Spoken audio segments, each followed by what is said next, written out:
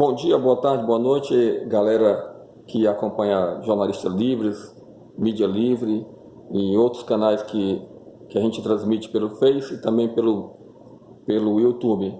Nós estamos aqui na Casa Vermelha recebendo nosso querido médico Mário Mamed, que vai bater um papo conosco. E a gente vai logo começando agradecendo a vocês pela audiência. Curta, comente, se inscreva no nosso canal. E espalhe o nosso vídeo. Agradecemos a audiência tanto do exterior como aqui do Brasil.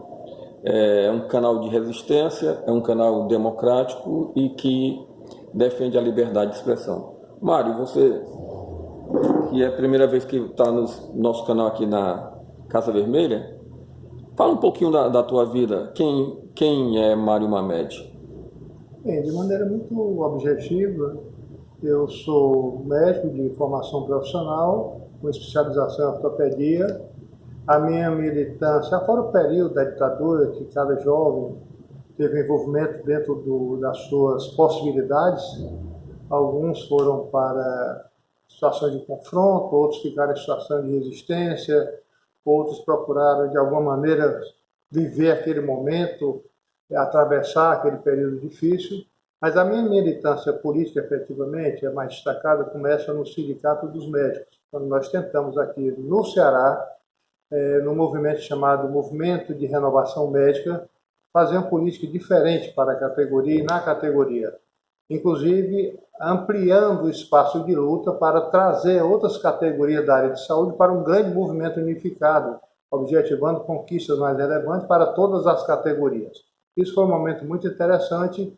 Esse movimento tinha uma dimensão nacional, foi muito forte no Rio, na Bahia, em São Paulo, aqui no Ceará, Pernambuco, e renovou as instituições médicas da época, conselhos, sindicatos, associações da categoria médica.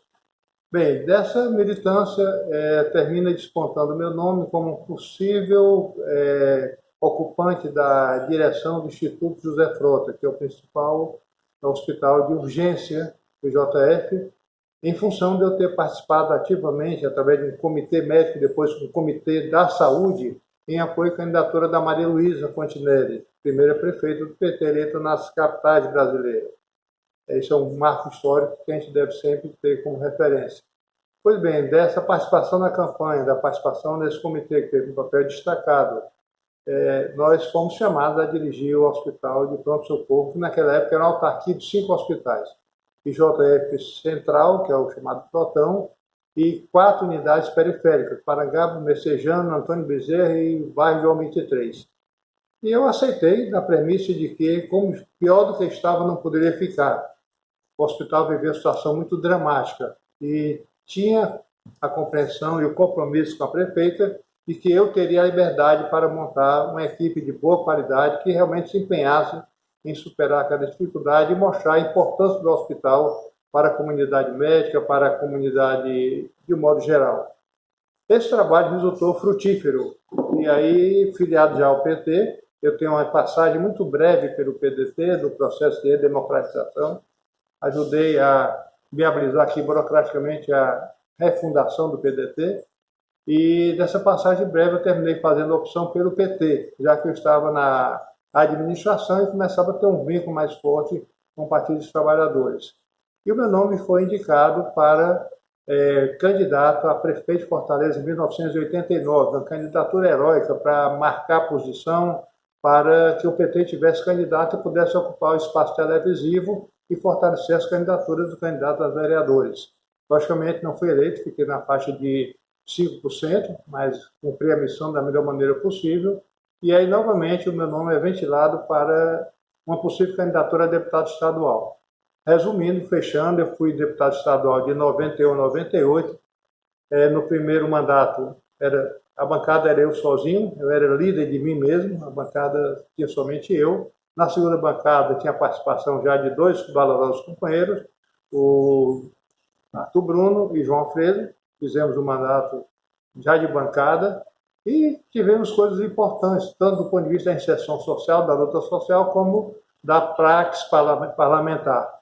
E por 8 anos sequenciados, coisa que nunca houve na história do Parlamento do Ceará, eu ocupei a condição de presidente da Comissão de Direitos Humanos, que deu feição e foi a bandeira do meu mandato.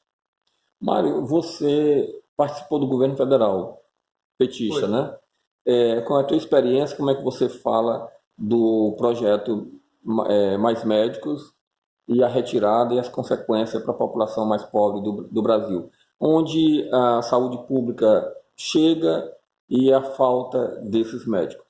Eu participei do primeiro governo Lula, isso é uma coisa que eu lembro e guardo com muita honra, com muita alegria. Eu acho que é um dado importante do meu currículo, da minha participação no PT e no governo Lula, na condição de secretário adjunto da Secretaria Especial de Direitos Humanos. O ministro era o Nimário Miranda, mineiro, pessoa formidável, deputado federal e muito identificado com a luta dos direitos humanos. Tem um trabalho formidável, todo o Brasil sabe disso. Eu era adjunto e merecedor da sua confiança. Então, na verdade, a gente fazia quase que uma dobradinha. Ora estava o Nimário, ora estava o Mário, e a gente teve a condição de ampliar, de potencializar as nossas presenças, fora de outros companheiros, como Pedro Montenegro, como o Júlio Marim. Enfim, nós tínhamos uma presença muito grande, de dimensão muito forte da Comissão de Direitos Humanos. Na área de direitos humanos, você se preocupa com tudo que é direito à vida. E um dos direitos que eu me preocupei muito, que foi também parte importante do meu mandato, foi a questão da saúde. Saúde como direito de vida, saúde como vida com qualidade, saúde como um direito inarredável ao lado de outros direitos que potencializam, que permitem, melhor dizendo, uma condição adequada de vida e o reconhecimento da cidadania. No Brasil, nós temos uma exclusão social que é assustadora, é preocupante, é imoral, é indecente. Você pode adjetivar de várias maneiras, mas é a exclusão social que nega direitos fundamentais a grande parte, hoje, mais de 50% da população brasileira. Essas pessoas vivem no desemprego, vivem em condição de subhabitação, vivem como moradores de rua, vivem como trabalhadores rurais ou pessoas que moram no campo sem qualquer perspectiva de qualquer ascenso social, e essas pessoas vivem com condição de renda muito baixa, ou seja, no estado de pobreza extrema ou miséria. Nenhum país do mundo vai para frente com uma condição dessa, uma condição com um perfil social desse. E uma coisa que é muito atingida quando a desigualdade social é muito perversa, uma desigualdade social em nossa sociedade, duas coisas voltam como se fosse um bumerangue. Ela volta sob a forma de adoecimento, de padecimento da condição de saúde, e volta sob a forma de violência. São os dois retornos que impactam com maior percepção a sociedade e também incomoda a sociedade. Conviver com pessoas doentes, conviver com o estado de miséria e conviver com a situação de violência que resulta dessa miséria. Pensando nisso, já bastante embrionado no governo da Dilma Rousseff, ela implementou mais médicos e abriu inscrições para médicos brasileiros. É bom que eu diga isso com muita ênfase. A primeira prioridade era para médicos brasileiros que quisessem participar do programa Mais Médicos. Depois, médicos brasileiros formados no exterior, que pudessem vir participar do programa, se assim o desejassem. Médicos estrangeiros que pudessem participar do programa. E, por fim, vieram, depois de não conseguir alcançar o universo de médicos suficiente para o programa, através de um convênio de cooperação, de uma relação cooperativa entre governo brasileiro, Organização Pan-Americana e governo cubano, vieram para cá os médicos cubanos. Isso gerou um estado de guerra com a categoria médica. Uma visão ruim do ponto de vista corporativo, numa condição ruim do ponto de vista de como se portou, foi extremamente agressiva com os cubanos, foi extremamente manipuladora dos acontecimentos, criou a história e difundiu uma inverdade de dizer que o Brasil tinha desprestigiado os médicos brasileiros para atrair os cubanos, para fornecer dinheiro para a ditadura dos cachos, e aí usa a expressão ditadura com muita facilidade, até porque não conhece a realidade cubana e não conhece a importância da medicina cubana na prestação da atenção básica à saúde em vários países. Foi uma relação péssima.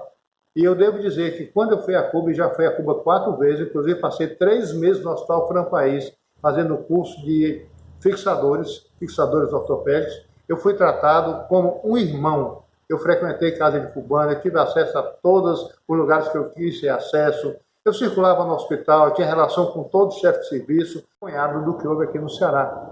Quando na escola de saúde, o tratamento que os médicos cubanos receberam, tiveram, assim, o tratamento teve uma repercussão nacional quando foram agredidos, chamados de escravos de cubano. Escravos e macacos. Seria imperdoável isso. Então é uma visão equivocada, até o equívoco é tão patente, é tão perceptível hoje, que o programa Mais Médico, com outro apelido dado por esse governo que está fazendo tanta besteira, que está fazendo tanta tolices, né, e não está preocupado com a condição de vida do povo, com a condição de saúde do povo, botou um outro apelido, outro nome, Médicos pelo Brasil, Médicos para o Brasil, uma coisa assim qualquer, mas não consegue preencher os espaços rurais, os espaços de difícil acesso e os espaços de longa distância. Então, na verdade, da cultura médica se percebe, se depreende, se percebe o seguinte: a formação do médico brasileiro está muito voltada para a especialização. A formação do médico brasileiro é uma formação de um caráter muito urbano.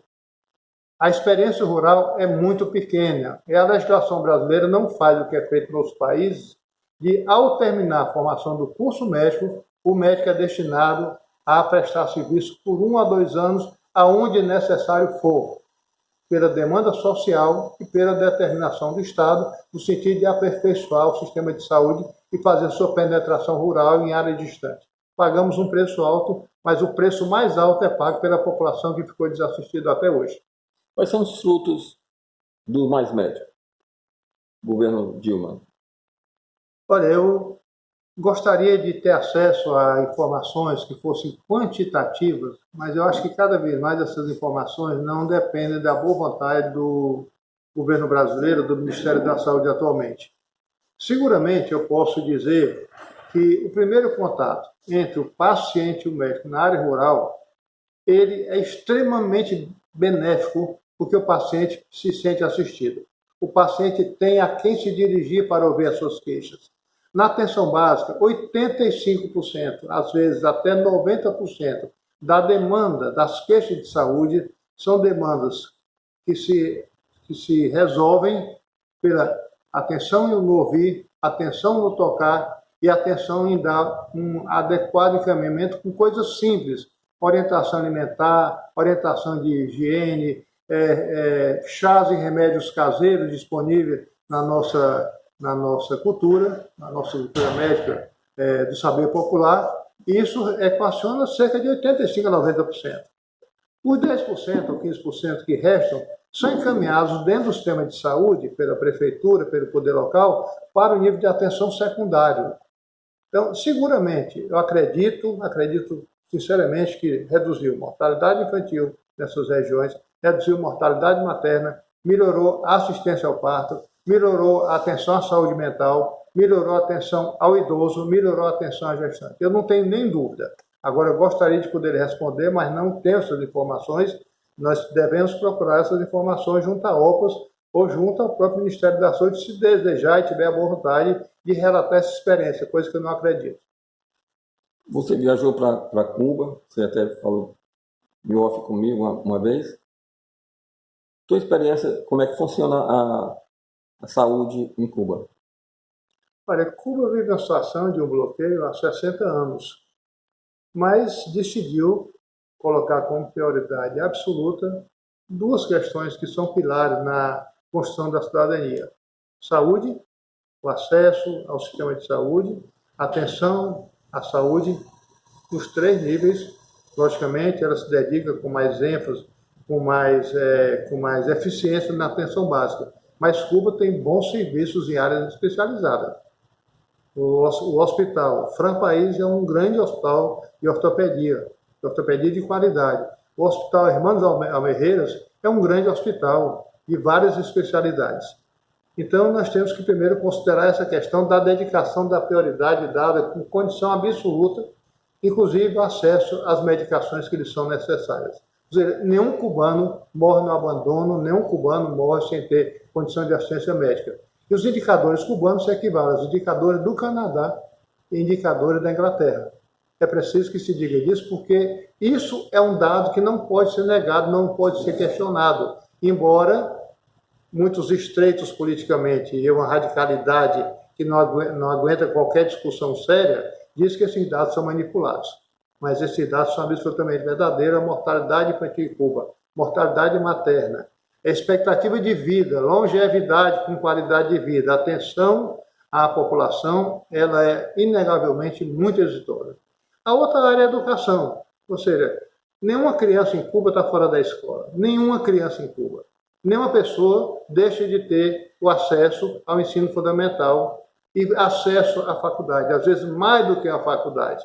O cubano é um povo culto, o cubano é um povo que está informado dos acontecimentos em todo o mundo. O cubano conversa sobre os mais diversos assuntos com fluência. É um povo que tem uma cultura muito forte, não só musical, mas uma cultura humanística bastante relevante, né? Então, é um país que tem essa tomada de posição, vivendo sob a condição de um bloqueio perverso. Eu diria mais do que perverso, ele é indecente, ele é imoral, porque se fosse de caráter político, os Estados Unidos não manteria relação com a Cuba. Se fosse de caráter ideológico, não manteria relação com o Vietnã. Se fosse de caráter moral, não manteria relações com várias ditaduras que ele, inclusive, apoia. Então, é um bloqueio perverso e imoral que submete um povo a um estado de carência de toda a natureza. O cubano tem que lidar permanentemente com situações de muito equilíbrio no aporte de todos os seus bens de consumo. E o consumo cubano é um consumo de baixa monta. Não há um consumo supérfluo, um consumo desnecessário, um consumo impulsionado por propaganda ofensiva, de querer mostrar que você não vive seu tênis da Nike, por exemplo. Então é um povo simples, que vive de maneira simples, mas com uma característica muito forte.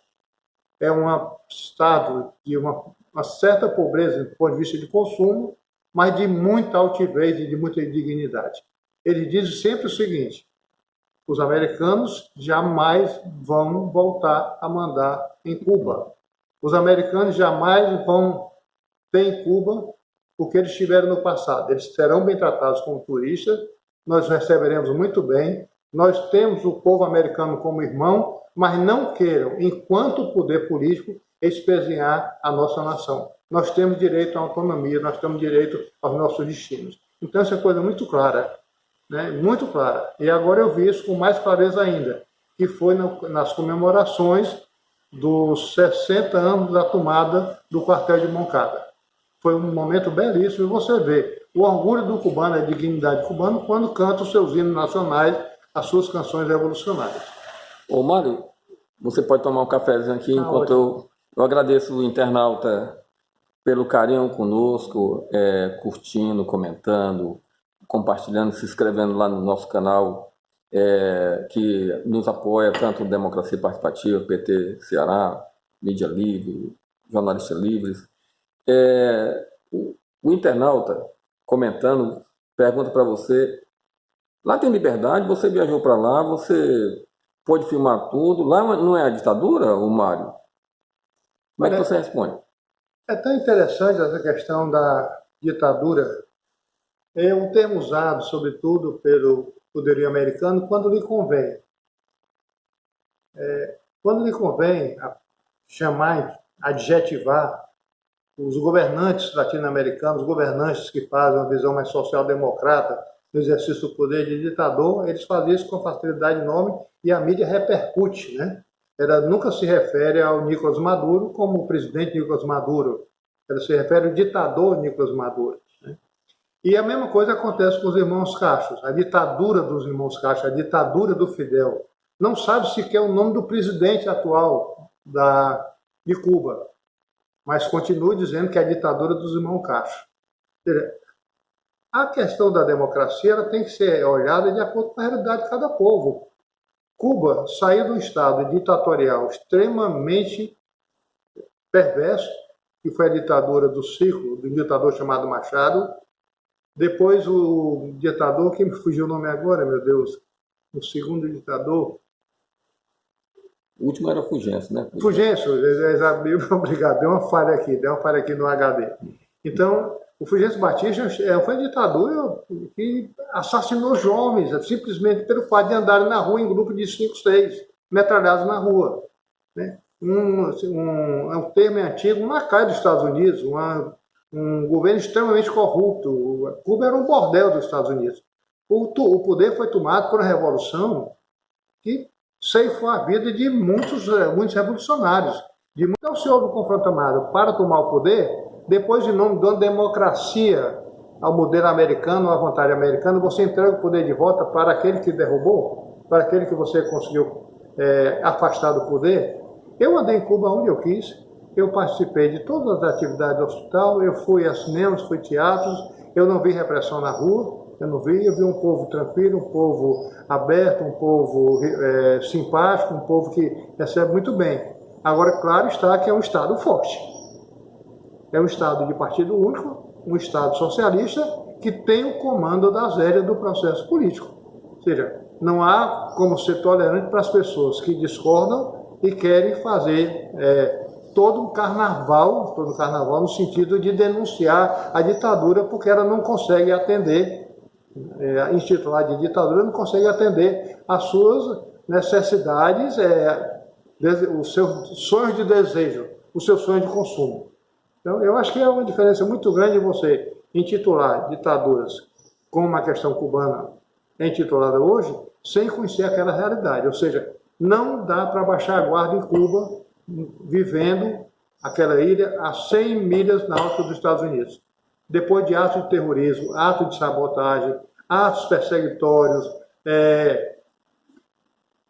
inclusive, eu estava lembrando agora, eu pude visitar o Museu da Denúncia, onde eles coletaram todos os documentos possíveis, alguns documentos do Estado americano, conseguiram isso, e está lá exposto os atentados que aconteceram, aviões cubanos, os atentados que aconteceram em hotéis de turismo, os atentados que aconteceram por sabotagem da lavoura, os atentados que aconteceram que mataram pessoas importantes em Cuba.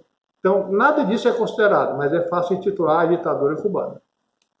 Ô, Mário, o maior legado, já que nós temos o Lula momentaneamente livre, né, quanto à ditadura fascista do Jair Bolsonaro, não coloca ele novamente na cadeia, o maior legado do governo do Lula e Dilma, na tua opinião? Eu acho que os dois governos, principalmente o primeiro governo Lula, o primeiro governo Dilma, porque o segundo governo Dilma praticamente foi todo o processo de construção de impeachment, de construção de discurso, de construção de relato no sentido de condená-la pelo conjunto da obra, e a votação de impeachment foi aquela palhaçada ridícula, que certamente deve ter sido muito criticada pela consciência mundial, porque foi uma coisa totalmente avacalhada. Eu estou votando pelo impeachment pela minha mulher, pela minha filha, pelo meu padrinho, pela minha madrinha, pelo pastor. Então é uma coisa muito ridícula, né?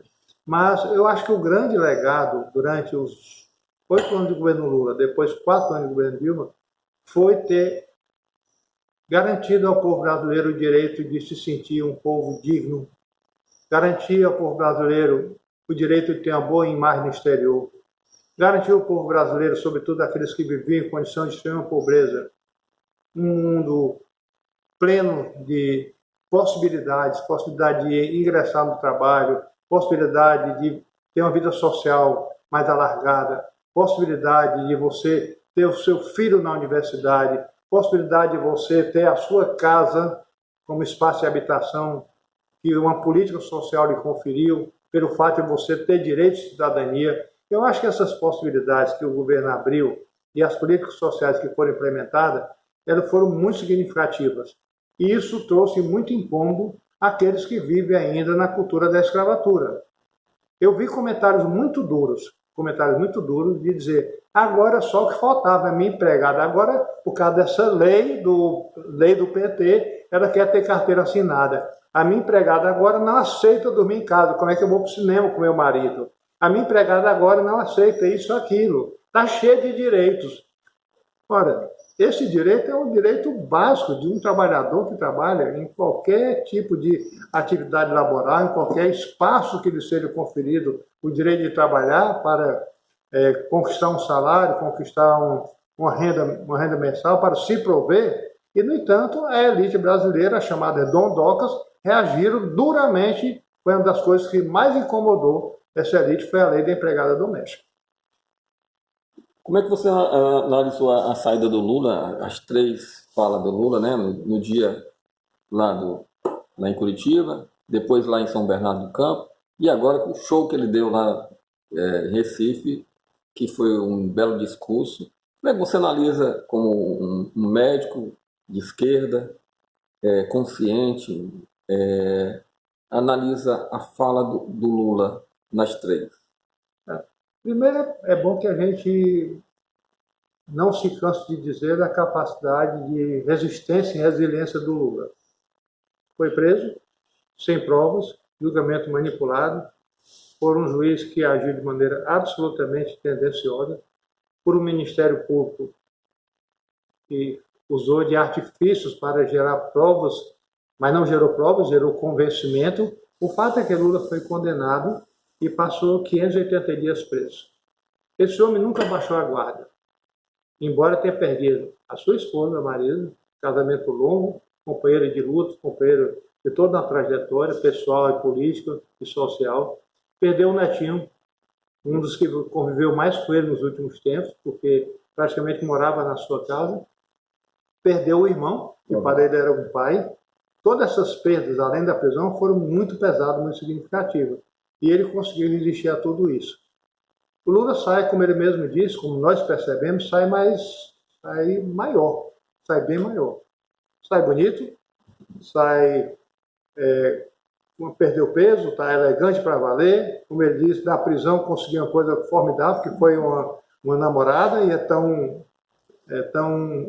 maluca que ele falou, é tão doido que quer casar, e aceita casar comigo, não quer casar, não, aceita casar comigo. E a pessoa que cresceu do ponto de vista espiritualmente, do ponto de vista intelectualmente, muito, ou seja, o crescimento do Lula durante a sua trajetória nos últimos anos, mas particularmente durante o período que ele ficou na prisão, por disciplina, por apoio de pessoas importantes, por material de leitura que lhe foi repassado, pelo seu desejo de leituras a quem ele pediu livros importantes do ponto de vista da formação política, da percepção de mundo, de reflexão. Tudo isso tornou o Lula uma pessoa muito maior, uma dimensão muito maior do que o Lula que entrou na cadeia 580 e poucos dias atrás. Isso incomoda muito os golpistas, isso incomoda muito o pessoal que está em torno desse governo fascista, esse governo manipulador, esse governo montado na mentira e com o discurso do ódio que está implementando. O Lula não demonstra ódio, o Lula faz críticas duras. O discurso dele em São Bernardo foi um discurso duro. O Lula não está para fazer panos mornos, fazer banho-maria, fazer delicadezas gratuitamente, né, porque tem que ser o Lulinha, paz e amor. O Lula não está, ele sabe que sofreu, e mais ainda, ele sabe o que é que está sofrendo o povo brasileiro, grande parte desse povo enganado, manipulado pelas fake news, pelas mídias sociais, pela grande mídia e pelo discurso que levou a configurar o PT como um partido de desonestos que estavam dilapidando a riqueza nacional. Quando o PT deixou o governo com 380 bilhões de dólares com recursos, senão a coisa estaria pior. A situação vem se agravando e o Lula tem denunciado isso. O Lula saiu da prisão para ficar ao lado do povo brasileiro, não foi para ficar em casa. O Lula saiu da prisão, essa era a sua vontade, para ir para a luta, para ir para as ruas, para mobilizar pessoas. Porque esse é o papel histórico que lhe está reservado.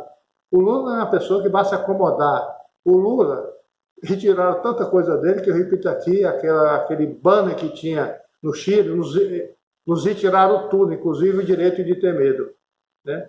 Inclusive o sentimento do medo. O Lula retiraram muita coisa dele, mas não retiraram a dignidade, não retiraram a coragem, não retiraram a disposição de luta, de ir para as ruas, de dialogar com esse povo, de abraçar esse povo. É impressionante as manifestações de afetividade que o Lula dá e recebe quando está em contato com esse povo, porque ele realmente tem um amor muito grande pelas pessoas. Ele conhece muita gente. Quando a gente andava por aí nas campanhas no Ceará, em outros lugares, acompanhei uma caravana da cidadania, ele sabe o nome das pessoas, ele sabe das pessoas pelo nome. Isso é uma coisa muito gratificante. Então, a característica dele, e ele foi conduzido pela história, conduzido pela prática política, conduzido pelas circunstâncias a aumentar a sua grandiosidade, o seu papel grandioso de líder, não só brasileiro agora, mais ainda. O Lula hoje é a expressão latino-americana e com... Pode tomar um cafezinho, se você quiser, Mário.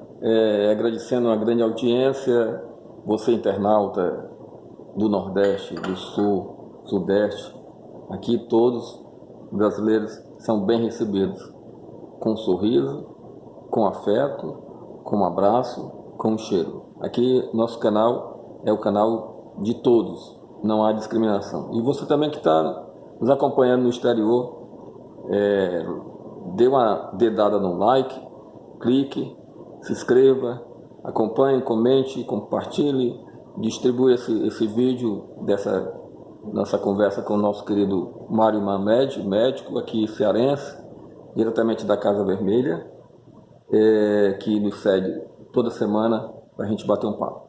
Mário, e a nossa querida Dilma? Como é que você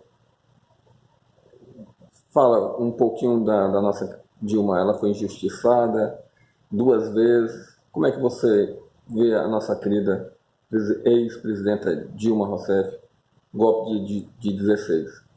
Aqui ela foi injustiçada, não tem mais, não para mais nenhuma sombra de dúvida. O processo foi manipulador, o processo foi construído, as pautas bombas, né, que o Congresso botou, a sabotagem que fez em torno de aprovação de qualquer coisa de interesse do governo, portanto, interesse da sociedade.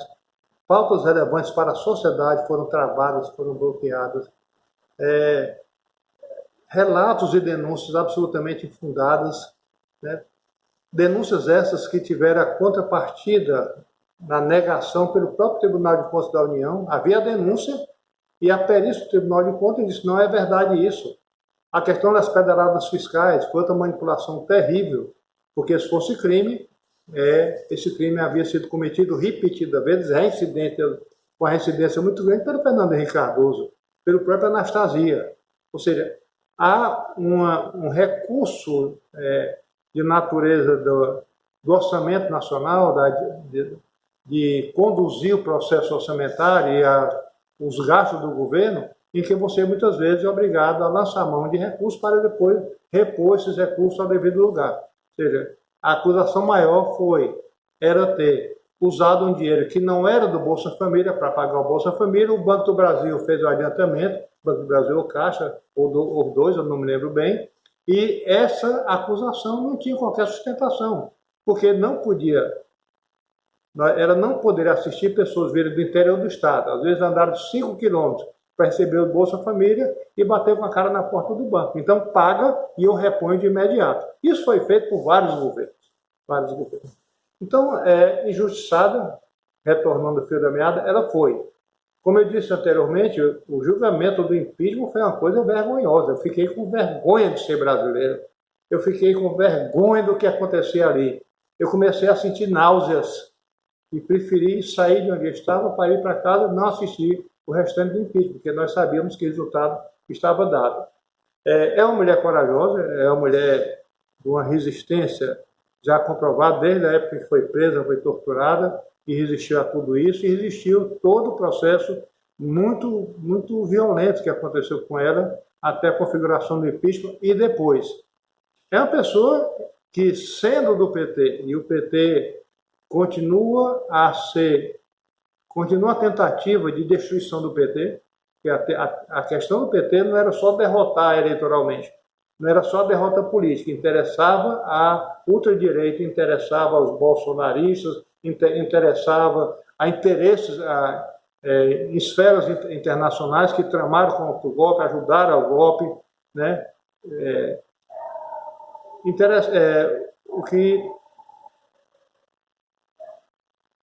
O que interessa agora, eu me perdi um pouco, mas desculpem, mas não interessava só a derrota eleitoral do partido e a prisão do Lula. Interessava muito mais a destruição de um projeto de esquerda na América Latina e aqui no Brasil. E na América Latina, por extensão, o PT tem um papel muito importante na condução desse processo político.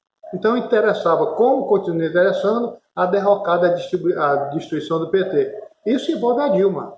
É tanto que agora, recentemente, ela foi chamada a depor, criminalizaram que ela estava sendo chamada a prestar esclarecimento sobre o processo tal, corrupção tal, e ela estava sendo chamada como testemunha que iria, se quisesse, prestar depoimento.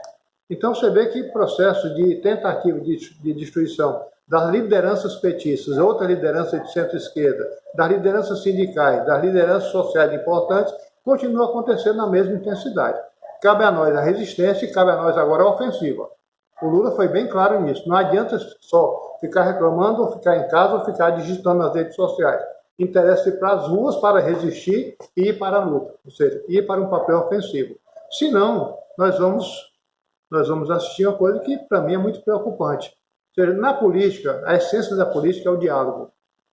É a capacidade de você dialogar com os contrários, com aquele que tem posições diferentes das suas, conflitantes com a sua, para que esse conflito possa ser mediado por um bom diálogo e você possa sair mais engrandecido dessa discussão e avançar. Se o diálogo é negado, se o espaço de diálogo não é permitido, se o ódio é a expressão do governo e de quem é contra o PT, o tempo todo, numa alta mediação, ou seja, nós não podemos assistir calados, silentes e com uma certa pouca responsabilidade política que isso venha acontecer. Porque se houver ausência do diálogo, não houver esse espaço permeável, se a sociedade não tiver consciente do que está acontecendo, eu tenho a impressão, como já vi em alguns escritos do Eugênio Aragão, de que nós vamos evoluir fatalmente para a condição de convulsão social, desgastamento do tecido social. E seguramente as pessoas de bom senso não desejam isso. As pessoas de bom senso desejam superar esse momento adverso se os nossos inimigos que querem nos destruir permitirem ainda alguma possibilidade de diálogo. Senão, a história vai nos mostrar qual foi a evolução desse processo. Ou seja, seguramente, se você retira a política do espaço do diálogo, como espaço dialogal, você assiste à evolução do conflito para a violência. Violência essa não desejada. Antes da minha pergunta final, duas, agradecendo a você, internauta. Antes eu vou fazer a pergunta para o Mário. Mário, diga para o nosso internauta uma dica de um livro, certo? E as suas considerações finais. A gente pode ter uma segunda conversa na próxima semana ou daqui a 2 semanas, vai depender de você. Internauta, a gente agradece a você o carinho e o prestígio da sua audiência. Curta, comente, compartilhe. Nós queremos chegar a 100 mil inscritos. O canal chegando a 100 mil inscritos, a gente vai ter um rendimento legal para a gente comprar os equipamentos. E aí a gente pode ter mais tecnologia para a gente fazer um trabalho com mais eficiência. Mário, vou acrescentar mais a última pergunta. Importância das mídias alternativas nessa trincheira contra o fascismo. Das mídias. Eu acho absolutamente necessário. Ou seja, nós estamos numa situação tal, diante da manipulação da mídia tradicional, da grande mídia, da PIG, como é intitulado. Nosso querido Paulo Henrique. Uma expressão que foi cunhada pelo Paulo Henrique Amorim. Nós estamos diante de uma situação tão difícil, eu não consigo mais ouvir, sem nenhum viés de radicalidade ideológica. Eu não consigo mais assistir a TV Globo, por exemplo. Não consigo mais. A Bandeirante e a outra é a Record, a Bandeirante. Eu não consigo mais assistir. Ou seja, às vezes eu me sinto privado da informação porque eu não quero ser desinformado. Eu não quero estar sentado no sofá sendo manipulado pela mídia. Eu comentava com você antes da gravação de que essa questão do petróleo está chegando ao Nordeste brasileiro, com o impacto que está chegando, e agora se alastrando para Sergipe, descendo mais para a região Sudeste, é tratado de maneira tão leviana, porque o problema é grave. Aí diz, vestígios de petróleo chegaram às praias do Ceará. manchas de óleo chegaram a Pernambuco. Está chegando manchas de óleo na região do Delta do Parnaíba. Não dão a gravidade, a dimensão da gravidade, que esse problema está realmente em curso. Não, em Hong Kong, diz o seguinte: os que estão na rua lutando pela democracia, aí dão bem ênfase, estão lutando pela democracia, porque a China é comunista. Mas quando tratam dos chilenos e quando tratam dos acontecimentos que envolvem a população indígena, população andina na Bolívia, que foi vítima de um golpe perverso, cruel, que ceifou muitas vítimas e vai ceifar outras mais, diz o seguinte: o vandalismo, os movimentos de vandalismo no Chile e movimento de vandalismo na Bolívia é bem diferente o tratamento. Ou seja, a manipulação tal que eu me sinto mal. Então eu prefiro não ser informado por essas emissoras televisivas da grande mídia, para não ficar desinformado e não ficar imbecilmente sentado no sofá sendo obra da manipulação. Então eu acho que vocês fazem um trabalho heróico, um trabalho grandioso, um trabalho com um nível de dificuldade muito grande, um trabalho com muita coragem. Porque não é brincadeira você colher a notícia, colher o fato, filmar o acontecimento, filmar a passeada, filmar a violência policial, filmar tudo que está acontecendo nesse país, o que está em curso, e depois elaborar tudo isso para fazer chegar a milhares e a milhões de pessoas. Eu digo milhões porque realmente a vontade é essa, é fazer com que isso aconteça em larga escala. Eu também estava comentando contigo a diferença de informação que eu tive quando eu estava em Cuba, e eu tinha a oportunidade de ouvir a Telesul diariamente, de 8 às 9, o noticiário da Telesul. Você vê o que está acontecendo na América Latina, na América Central. Aqui eu não sei de nada. Aqui eu não sei de nada. A notícia é tão filtrada, que só passa aquilo que torna-se de uma dimensão tão grande que não pode ser acobertado mais. Ou seja, se a questão da Bolívia não tivesse chegado à dimensão que chegou, talvez fosse apenas uma ligeira referência no Jornal Nacional. Se a questão do Chile não tivesse chegado à dimensão que chegou, também fosse o motivo de comentário até de rodapé. Então, não há como assistir. O que exige de vocês uma dedicação cada vez maior, e exige de nós, sociedade, uma colaboração cada vez muito maior. Colaboração estarmos disponíveis para vocês, colaboração estarmos de alguma maneira contribuindo, porque isso tem um custo, e esse custo precisa ser suprido. Mas eu elogio muito o trabalho de vocês, é um trabalho absolutamente necessário. E do livro, nós estamos terminando, já abusamos dos nossos ouvintes, dos nossos que estão nos assistindo. Eu li um livro agora, recente, que eu tinha vontade de ler há muito tempo, e fui buscar na estante virtual. O nome do livro é Soldado Absoluto. É a biografia do general Henrique Teixeira Lott. Eu sempre tive vontade de conhecer um pouco mais desse homem, que tem uma passagem muito relevante na história brasileira, sobretudo naquele período do pré-golpe, do golpe do Juscelino, golpe do Getúlio, toda aquela trajetória complicada que foi a história do Brasil. E eu recomendo, quem quiser entender a história que hoje acontece, faça um esforçozinho para ler esse livro. O Soldado Absoluto, biografia do general Henrique Teixeira Lott. Coloca no site da estante virtual, recebi com menos de uma semana, devorei a leitura, porque não dá para parar. O valor? Eu acho o valor, você compra por R$20, R$15, R$30, depois disso aí, livros bem conservados. Eu até diria, recomendo a todos vocês, mas recomendo principalmente, e aqui eu não estou com nenhum sarcasmo, eu estou falando sério, eu recomendo principalmente aos militares brasileiros, diante dessa situação de dilapidação do patrimônio brasileiro, diante dessa política de entreguismo, de subserviência, de capachismo, de fazer o presidente brasileiro e seus filhotes fazerem continência para a bandeira americana, e sabe, a subserviência, o capachismo é muito grande. E eu fico perguntando, onde estão os militares nacionalistas? Então, a leitura desse livro é fundamental para todos nós compreendermos um pouco da história brasileira naquela época, para podermos compreender a época de hoje, porque tem muita similitude, tem muita parecência, a dinâmica é muito assemelhada. A dinâmica que alimentou os golpes contra o Getúlio, contra o Juscelino, a ditadura militar e os acontecimentos de hoje são muito assemelhados e têm uma conexão muito grande.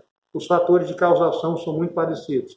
E aí é uma recomendação que eu faço principalmente aos nossos companheiros militares de viés nacionalista que não aceita o entreguismo que está em curso hoje no Brasil e a destruição do nosso patrimônio que custou tanto esforço para o nosso povo. Suas considerações finais. Então, só agradecer muito, pedir desculpa pelas minhas falhas, o de hoje foi um pouco atribulado, né? Os assuntos que você levantou, alguns são polêmicos, como a questão cubana, eu acho que é uma coisa que vale a pena se aprofundar mais, até porque hoje o bloqueio norte-americano a Cuba tornou-se muito mais duro. Quando eu estava lá, os cubanos estavam exultantes, estavam chegando diariamente aos portos de Havana os grandes cruzeiros vindo dos Estados Unidos.